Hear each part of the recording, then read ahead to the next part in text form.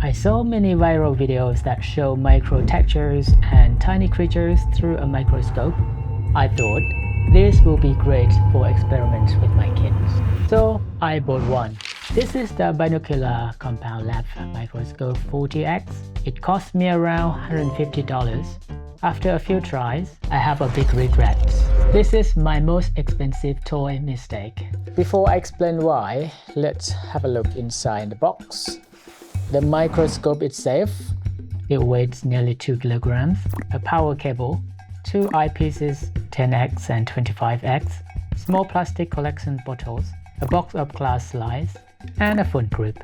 We tried to use it. Our first test was a rice weevil. We placed it on a slide. We saw a close-up through my phone, but nothing impressed us. My kids tried to look at a leaf texture. They could not focus properly. They struggled to position the slide and focus the view.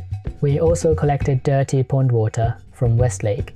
That is where all the Hanoi wastewater collects. We expected to see small biobacterial life like in the videos online.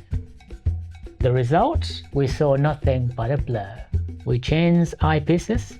We tried different objective lenses. Still only blur. Maybe we used it incorrectly or it needed a bigger zoom lenses. We have owned this for nearly 2 years. We used it maybe 3 or 4 times total. It was never fun for me or my kids whenever we try to use it. In my opinion, it is not an easy toy to use. The glass slides and sharp parts pose a risk for young kids to use. The price did not match the use in our case. It's set in the cabinets for a month. So for now, my kids are happy with their mini microscope. You can find that video at the link above. My wife will sell this larger one second hand to someone who knows how to use it. Thanks for watching. Cheers!